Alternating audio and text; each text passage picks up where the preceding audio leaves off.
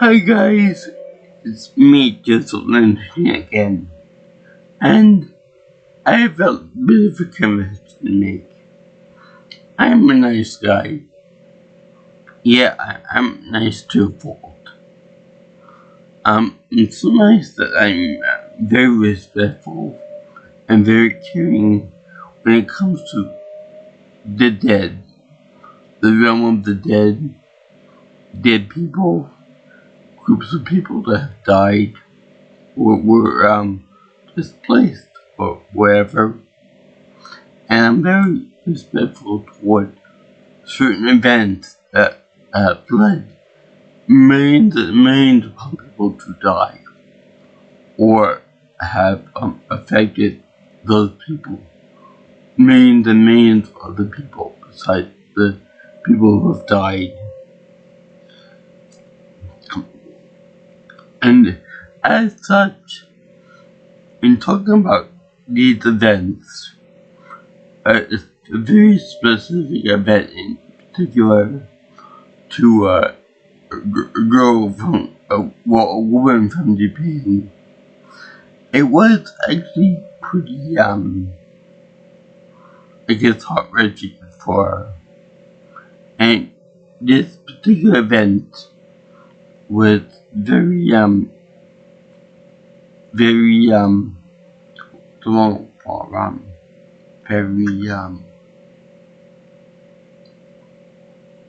this not this thing, not that one, kind of controversial to say the least. But I feel confident in talking about it because I'm a history teacher. You know, talking about history is kind of like my wheelhouse. You know, it's like talking about disability issues, talking about disability rights, talking about working at all those other things, video games and anime and stuff like that. So I feel confident about talking about this particular subject, and it just so happened to talk about World War II, as well as as well as and specifically the subject of the movie Graveyard of the Fireflies. And I got two opinions about this topic, and I got responses, you know, like an adult talking to me, and then the other wicked, like a childish talking. And I want to know what you guys think of it. Now, being that I'm a history guy, like I said, I find it completely acceptable to talk about World War II in an adult, academic, respectful tone, because a lot of people died. Americans, Europeans, Japanese, among other groups too. particularly Jews and disabled people and gays and whatever and whatnot. So, being that I'm a history guy, that topic would eventually be brought up. And talking about Japanese culture, especially the Japanese people, is that's one of those topics that is like a sensitive topic. It's very controversial. It's very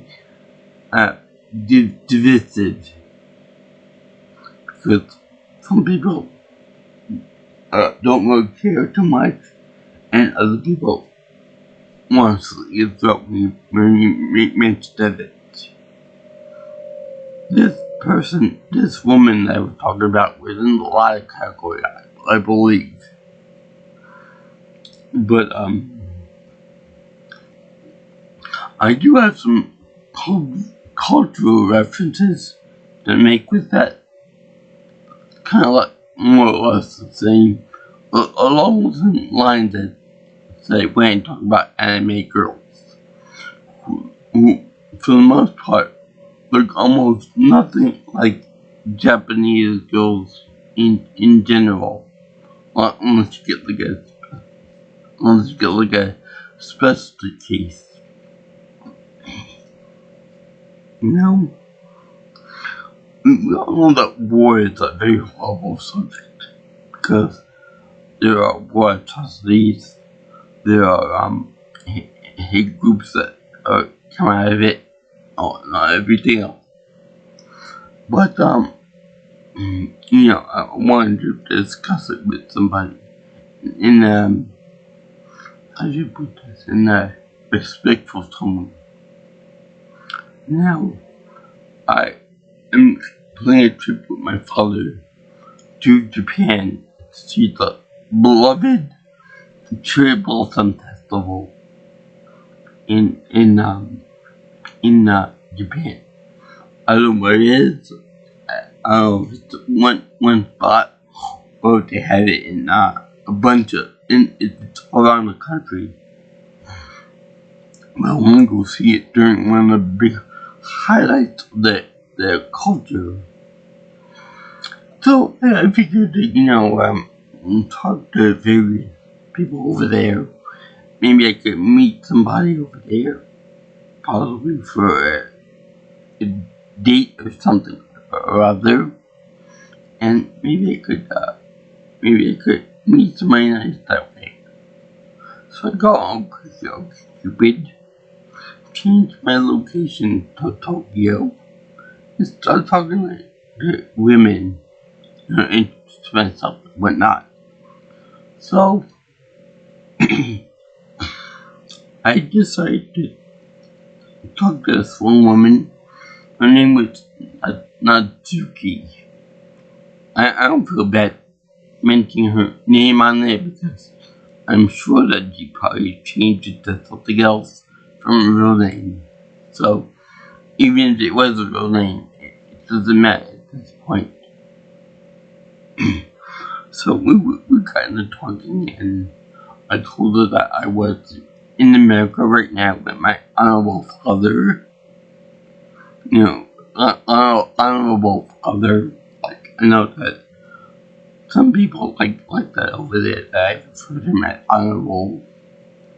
So that was okay. We mentioned our relationship goals. That I would like to get married one day and have children and all that.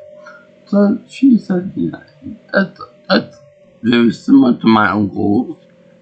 Traveling, outdoorsy stuff, meditation, that'd be perfect for where I live. That kind of thing. She's down with the whole long-term relationship thing, and she wanted to get involved with that. So she said that, when you come over here in the spring, what would you like to do over here? So I didn't tell her anything about my disability yet, because I know that people in Asia aren't big fans of that, disabled people, from my other previous experiences with the other people from Asia and stuff. So I figured, it'd be nice to tell her something that, that I was going over there. I like the culture, I like this, I like that. She goes, oh, that's very nice of you, Joe. Very pleasant and stuff like that. So I got in talking to her. Listen, I would like to go to Tokyo, Osaka. I don't want to go to Hokkaido because Hokkaido would be too far north.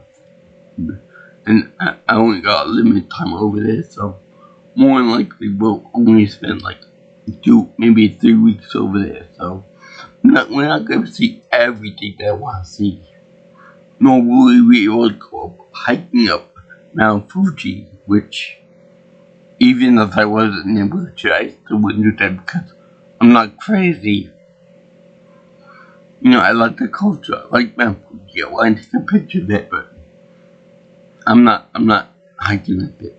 My wheels on my tires aren't shredded for mountains. It's not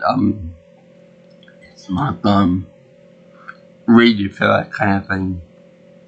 So anyway, I told her that I want to go to see Tokyo, I want to see Osaka, and then I said I would like to go to Nagasaki and Hiroshima because I know that they have a memorial over there for all the people who have perished when the atomic bomb went off over there at their ground zero.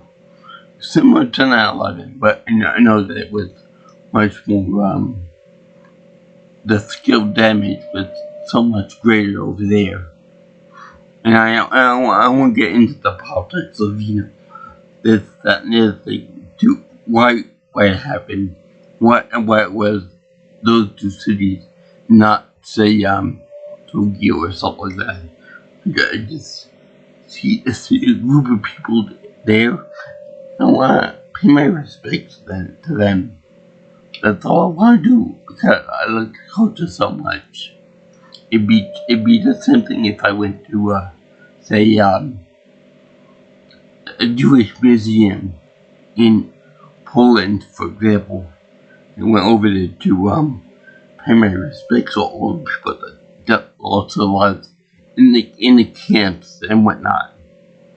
So I figured, talking to this girl, like an adult, like someone that would, but since we married the person, so apparently she didn't like the fact that I did that I want to pay my respects to those people, with this emoji, and then, pay my respects to Hiroshima and Nagasaki. And she just said, nope, I'm not talking to him anymore. And then just one, she just blanked out of the conversation altogether. And then a few years later, I said hello to her one more time. That was it. She blocked me or whatever. So I was thinking to myself, but what the hell did I do wrong this time? What did I was trying to be a bit respectful to her. I wasn't in a mocking tone. I didn't do anything wrong. I was like, what the hell? I was trying to become the Mario to everyone, respectful, the everyman, well balanced. Forget of course that he's Italian and I'm Italian too. But apparently they want the Wario, the one that doesn't respect anything to do with the culture. But anyway, I asked my father, he said, no, dude, you shouldn't have done that. You shouldn't. I hope you learned your lesson. Don't do that ever again to a Japanese person. Don't ever bring up Hiroshima and Nagasaki to them again. I said, okay, that's one opinion. Then I asked my friend who goes there on occasion for his job, Japan. And then I said, oh, what gifts would this woman actually for me? So none of that was really disrespectful. And that was good. Oh yeah, before I asked the girl, the woman, not I asked her, did I say something wrong with disrespectful? And then that's when she decided not to talk to me anymore. So then my friend told me, I asked him, I said, are you sure that wasn't wrong. And then he thought about it for more than 3 seconds and he said, Joe, that was really disrespectful and distasteful. Don't ever do it again. Is that why I'm trying to be respectful of these people? Why would that bother them if I'm trying to be respectful to them? So then I asked my contact in Japan, a guy. He said, I know you didn't mean anything wrong by it, but that event goes some bad connotations, some bad memories still fresh in their minds. It's still potent and still quite visceral to people. I said to him, a little warning would be nice, or a second chance would be nice. But no, she said, no, I don't want to talk to them anymore, with no rhyme or reason behind it. Now, this is highly weird, because, you would think that being that you get Japanese from Japan, from I think you said Sendai, wherever that is. I think it's northeast of Tokyo. Well, anyway, you would think that, if you're gonna potentially marry someone from outside the country, from America no less, the country that dropped the bombs on your country twice, the more powerful weapon on earth at the time, you would think you have a little more finesse with dealing with that. Like, I don't want to talk about this anymore. It's an off-limit topic. I'm sorry, but I don't want to talk about it anymore. It affected me and my family and all that. My grandparents were affected by it. They died for it, or whatever. And the guy was saying, she could have had things like that happen to her, and the radiation poisoning could have affected her or her family or whatever. You don't know the answer to that. I said, but I don't know these things. I don't know if somebody's gonna be hurt by this, or if they all gonna want to talk about it. Because there's obviously gonna be some kind of discussion about something or other when the dates for the attack on Pearl Harbor happens, and then when the actual attack happened, the bombing that happened. So she obviously can't avoid that. Am I just gonna be like, so how was your day today? It would obviously come up sometime or other. Or she could have said like, that's one of my hard limits. I don't want to talk about it. How dare you talk about it to me, and that kind of thing. I'm sure that if you talk to a Jewish person about the Holocaust, they wouldn't end up being like that, like an animal about it. Anyway, and then talking about that little piece of discussion about it.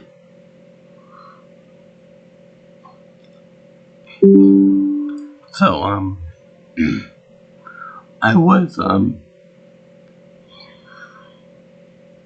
thinking, what was I gonna say?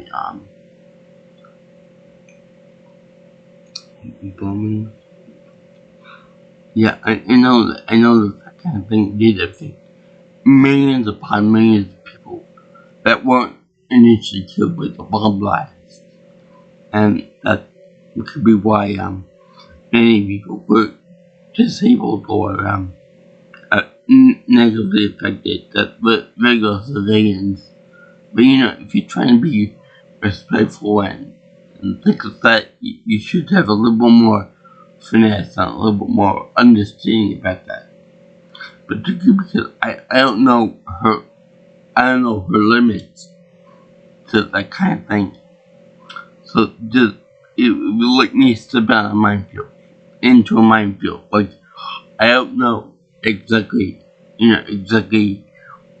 what to step on, where to step and where not to step.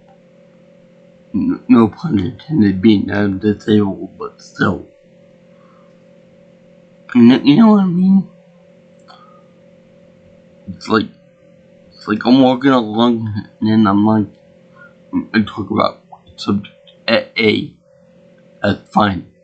B is fine. C is fine. And when I get D, it's like, nope, you're limited. I don't want to talk to you anymore. Bye, see ya. Bye, good luck. I never got that. Or you could say something nice to me, like, good luck in your search. We're not good match and blah.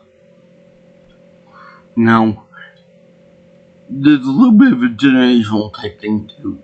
Is that I could see if somebody were like an older person, like let me see, it happened like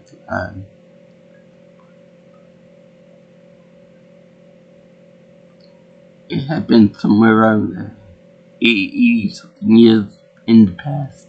So I could see someone that was like 60, 70, 80 years old now being offended by that.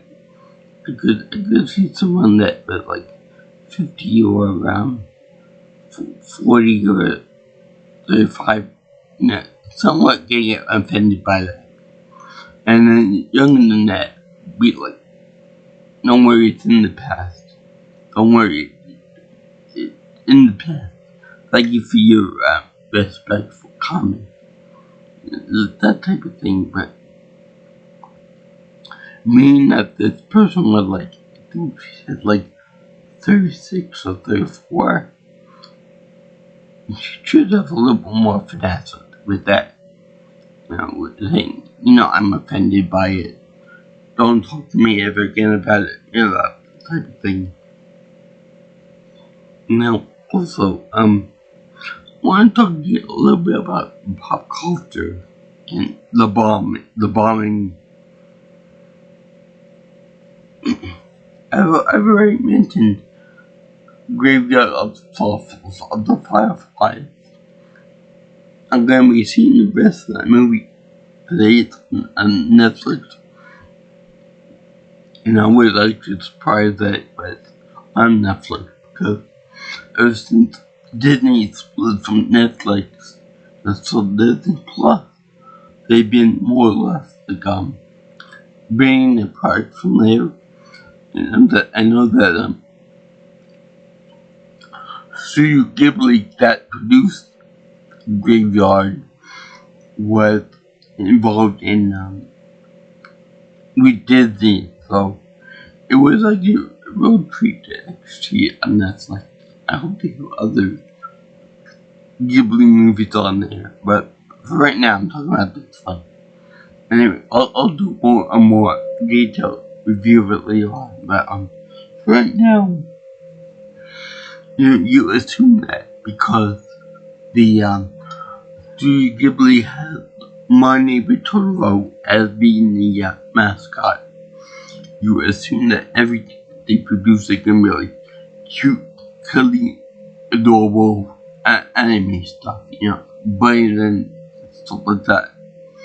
But no, they don't shy away from the effects of the bomb. People dying in the streets, burning alive. You see a mother coming to her wounds from an initial bombing, not the bomb. And you see maggots everywhere. You see burn marks everywhere on her body. You see her diet right there. you see other people suffer from radiation burns, so I can see how it's very visceral for those people. Now, also, I'll get to what I think about the culture, how they responded with, how different they would teach the kids and whatnot for it.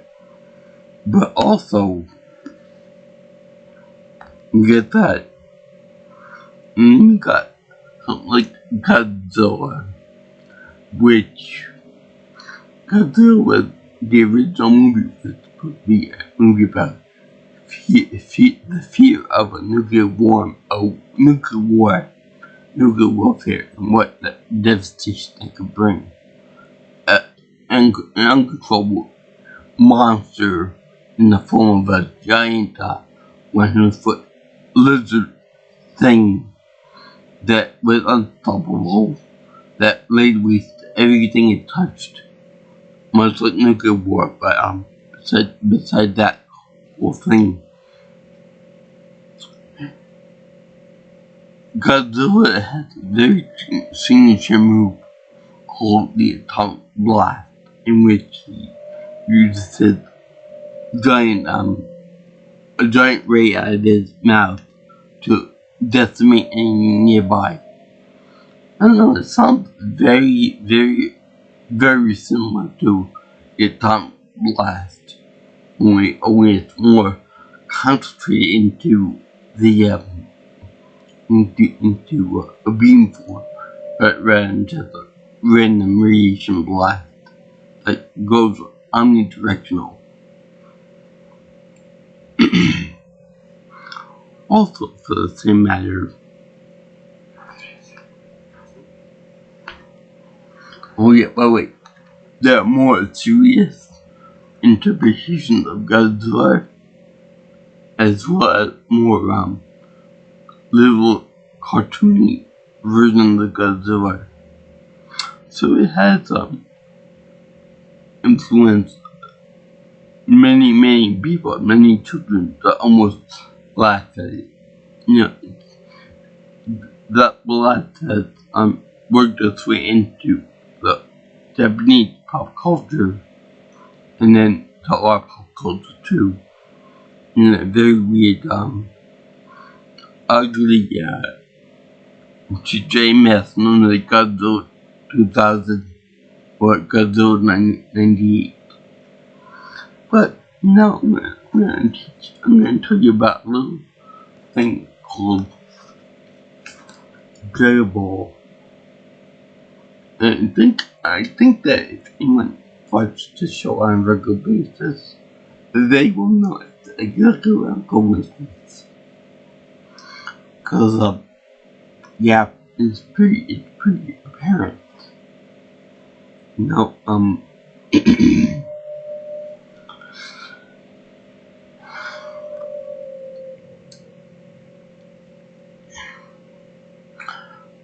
This is Dragon Ball, and this is the manga version of Dragon Ball. But I'm not talking about this one thus far, because the key blasts in it are powerful, but they're not earth-shattering, like in the Z version of it. So, once it did evolve into Dragon Ball Z, then we get into very powerful shit that can make the world tremble. And I'm not talking about Goku's Super Saiyan 3 transformation, because that by itself is absurd. No, I'm talking about the actual blocks themselves. Like Raccoon's, I forgot what to call it, but his mouth laser, which when it explodes looks vaguely like an atomic bomb blast. Now also, you got Frieza, who can destroy planets literally by shooting a giant death ball into the core of the planet and then destabilizing it. Very much like what would happen if a large enough nuclear bomb were to be shoved into the Earth's crust deep enough, and then it would detonate in the core or the outer core and destabilize it. Or we could do it to the moon, or etc., etc. There are multiple characters in the show, especially in the later seasons, that can destroy multiple planets, make the solar system, a la Cell, or Majin Buu, or Broly, on the higher end of the power scale. But I'm not talking about them. They're pretty much small potatoes compared to the visual that I have for this. I believe that it was the fight between Captain Ginyu and Goku, and Ginyu was still in his purple body. Now, the thing is that we all know that Goku is super fast and all that stuff. So he was able to block or dodge Ginyu's giant type Ki Blast. And I believe it was red. And Goku was blocking it like this. And then he eventually moved out of the way to let go careening off into the distance, where it created a very suspicious looking mushroom cloud. Granted, it was very small and thin compared to the actual mushroom cloud that you would assume from an A-bomb blast or an H-bomb blast. But the visual was still present and accounted for. So, my question is if the Japanese are so upset over this event, why are they putting it are they putting the images into children's programming? You don't see anything like that in, like, say, the Sailor Moon, or say, let's say, One Punch Man, or something like Astro Boy, or Gundam Wing, or anything like Gurren Lagann, equally macho, manly animated stuff like Naruto, things like that. Granted, Captain Ginyu was a bad guy. So I get that trying to show that type of thing is bad. But still, children could see this, laugh at it, and have fun with it. So then, why would this person be uptight over it? Well, besides the obvious, her family was obviously affected by it. You should have more finesse when talking about that. But if I'm trying to be if I'm trying to offer my condolences to the people, they should have open mind and they should accept that. How the woman was gonna potentially marry me, one of the conquerors of the Japanese homeland and stuff. So you would think you have a little more open-mindedness, like or a warning or a second chance or something or other. But here's what I think happened.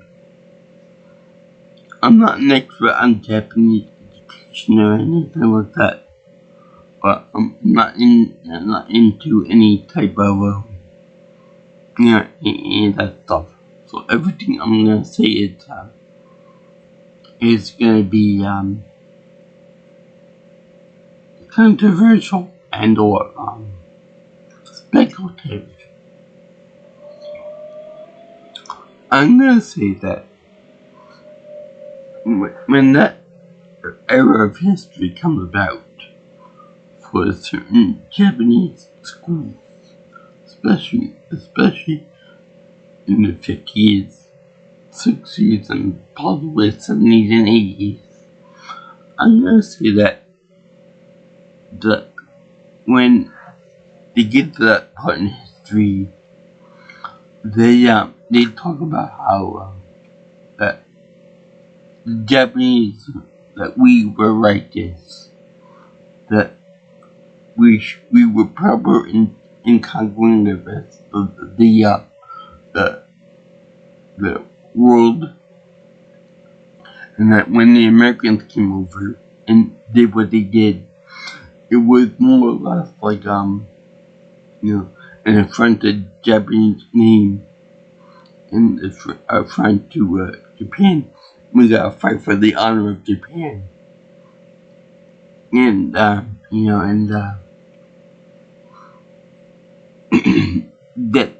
that Americans in America are like the invaders, the dirty Americans, the invaders, and just I can prove this because like America and Japan, there are people over there who are ethnically Japanese who hate, completely turned off and detested by Japanese people,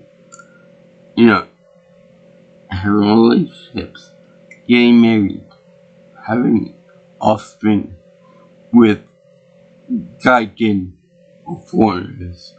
They hate it.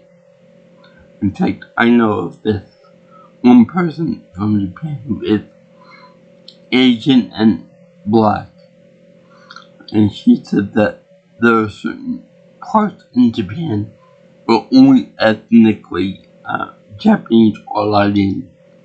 Everyone else turned away. Even people that look Japanese, like I do, can't get into it unless they can prove that they're part of the culture and part of the race, I guess. So, along with Shintoism, there's a nationalistic identity to go with Japan. Much in the same vein as the Nazis during Germany during the same period of time.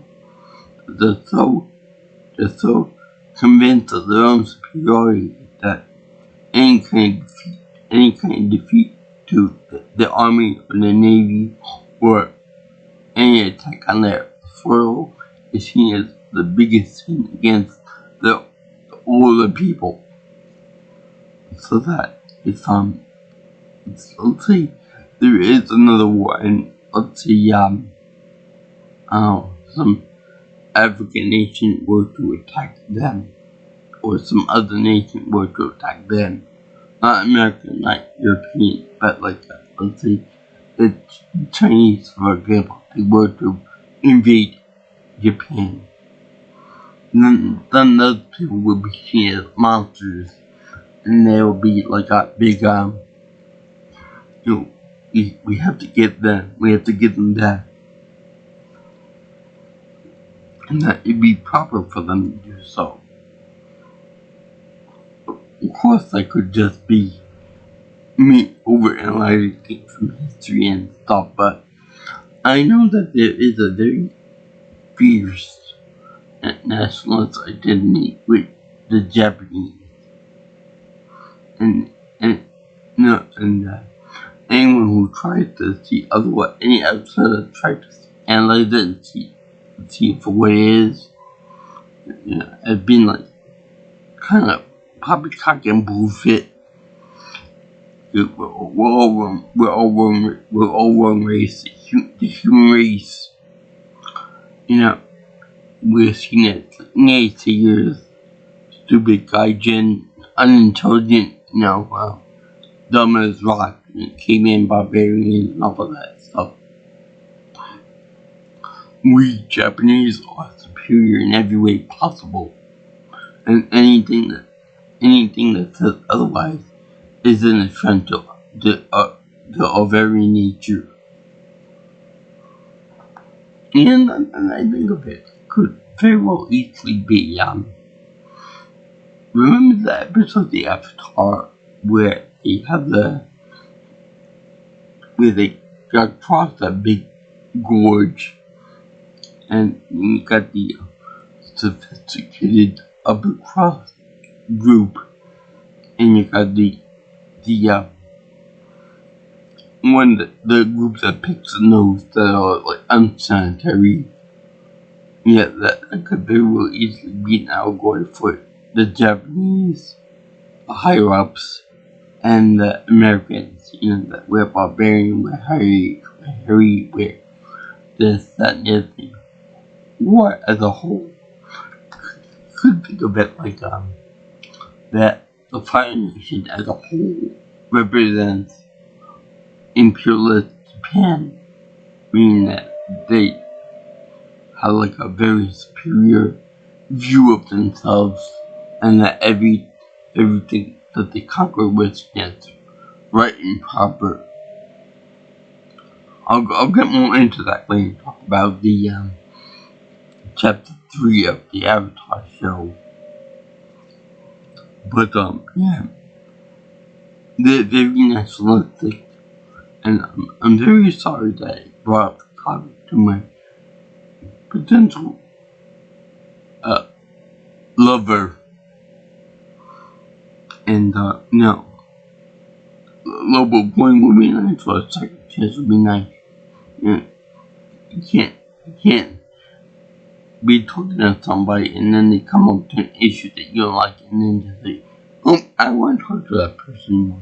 He's a filthy idiot. I want to talk to him anymore."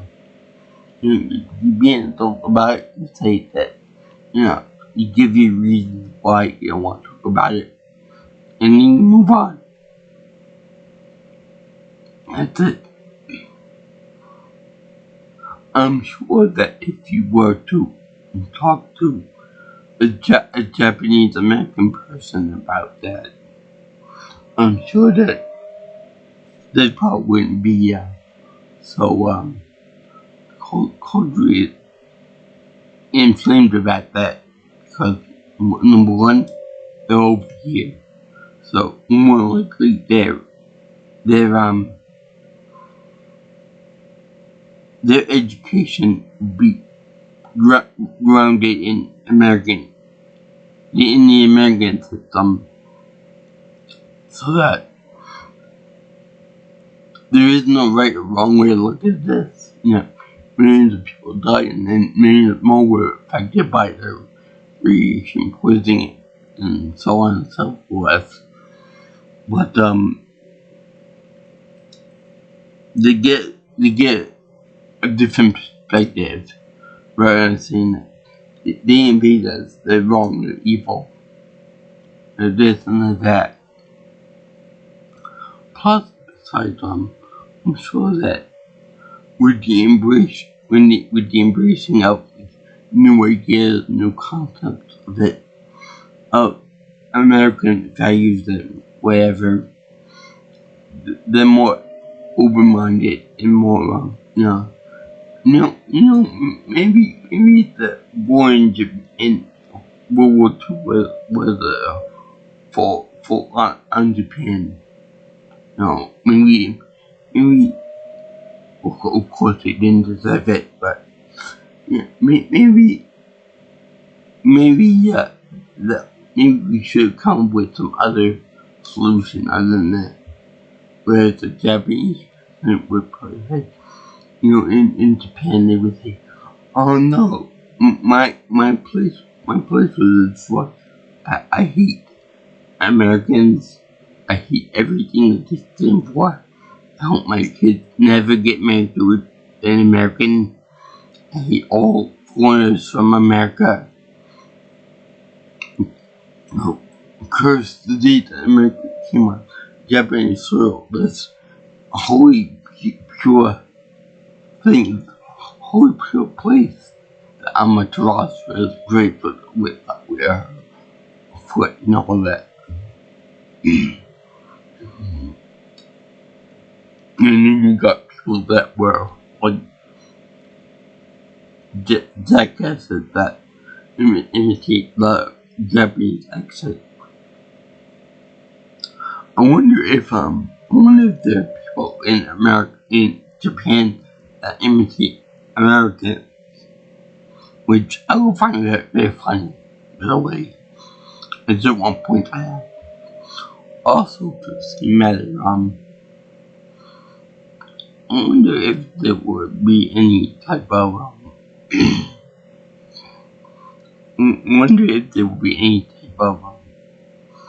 Japanese animation that specifically makes fun of Americans. For example, I know of a few Disney cartoons and a few Warner Brothers cartoons in which they do the same propaganda but racist against Japanese people and Asia as a whole too, which is interesting. It's a time capsule of the time when that kind of thing is more accessible. But back on Dragon Ball Z for a minute.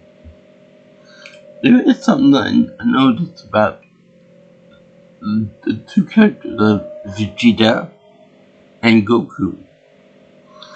Goku is more or less more carefree, more social, more gluttonous, of course, but he's more based on the character of Superman, an American icon. So he's pretty much America. And Vegeta can be seen as more stringent, more uptight, more aggressive,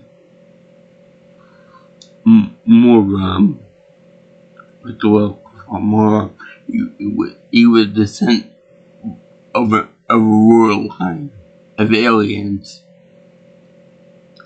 So you could look at it because Japan is based on a royal lineage government, with the emperor and so on and so forth, though it disbanded fairly recently in my head.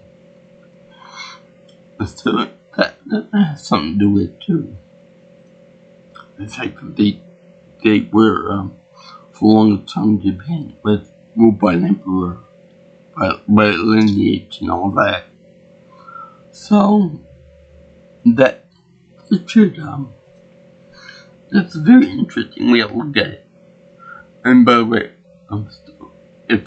when I go to Japan, whenever I do that, I'm still gonna do this when I go to the memorial, because I do feel really sorry for what happened there.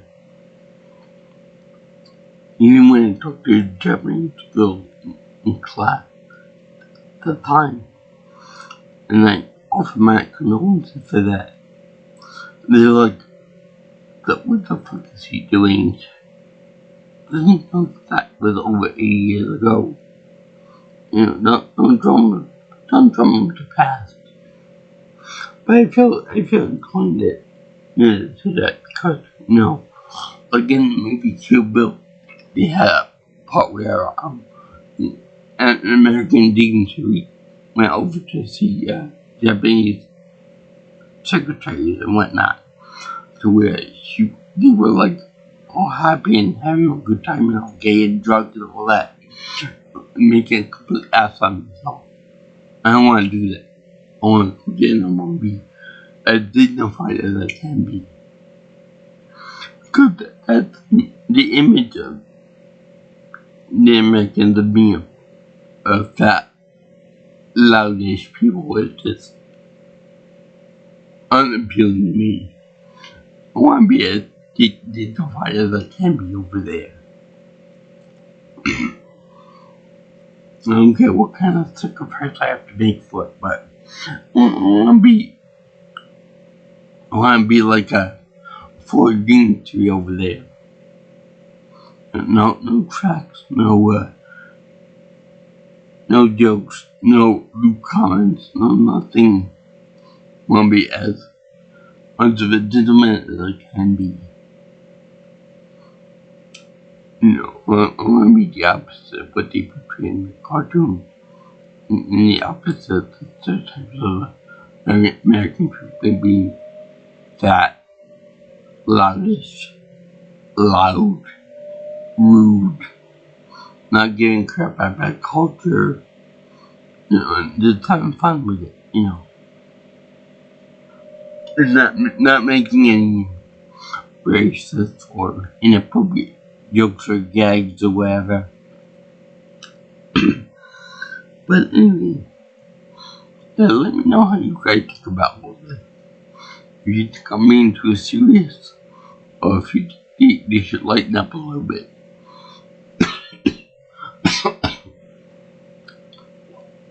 Anyway, I'm not gonna do any happy face or poop face like this.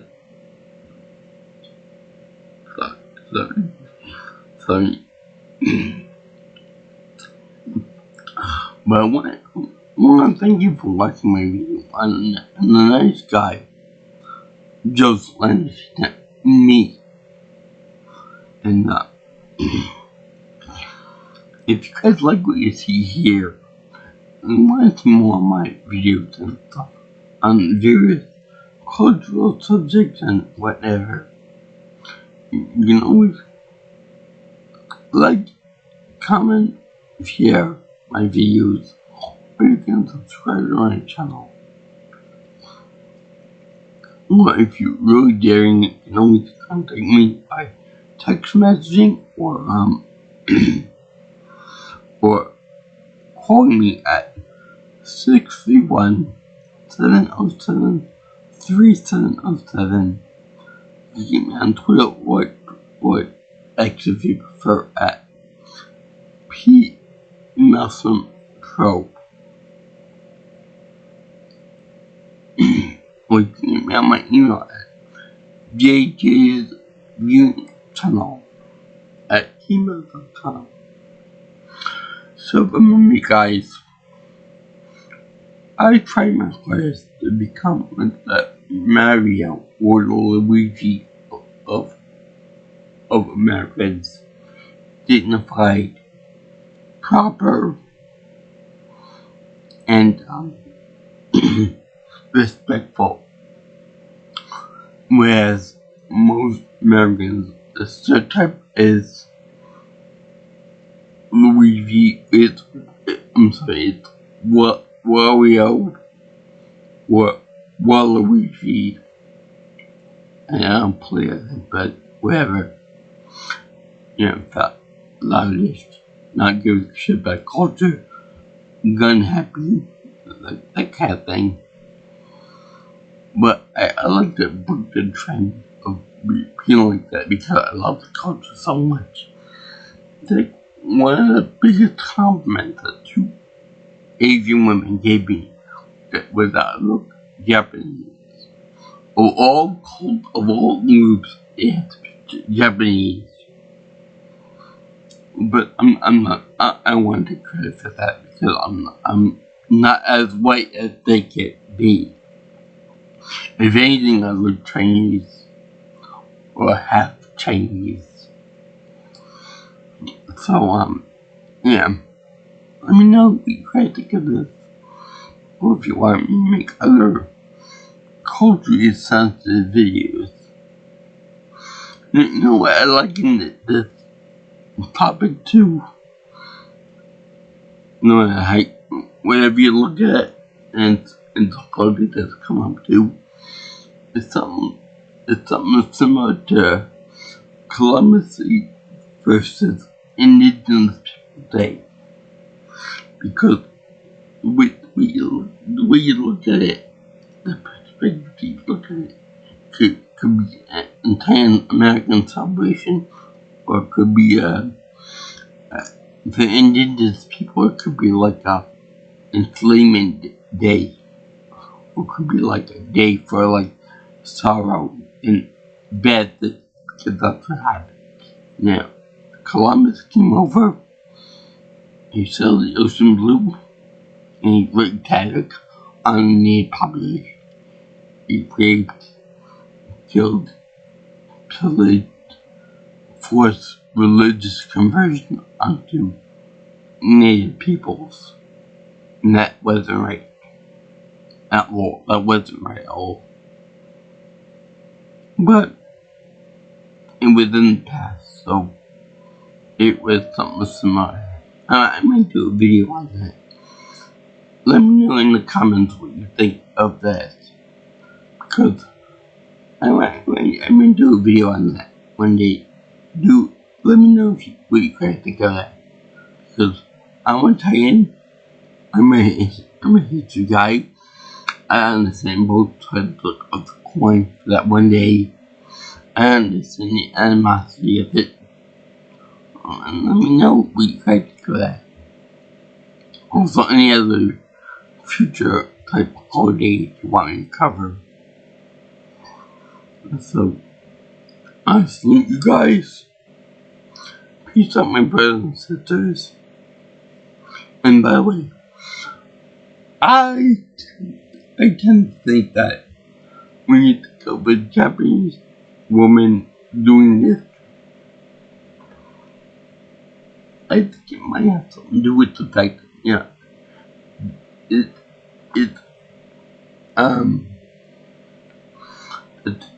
trying to establish, that peace has come between our two countries. That I'm peaceful. I don't want to cause any harm. I don't want to bring up anything in the past. And that image of a Japanese woman doing this, or this stuck in the public culture, to equate being cutesy or peace loving or whatever.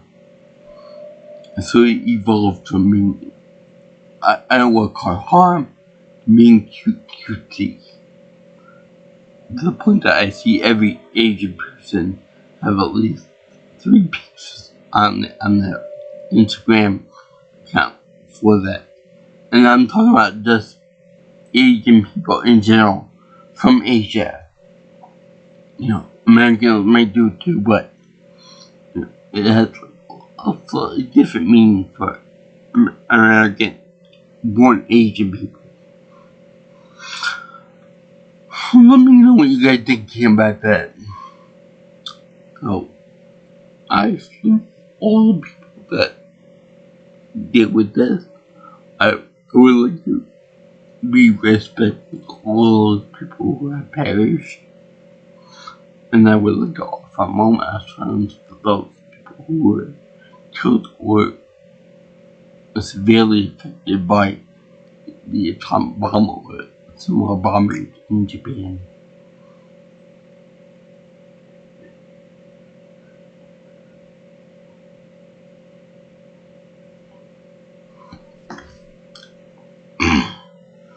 So, I'll see you in the next one, guys. Aloha. Bye.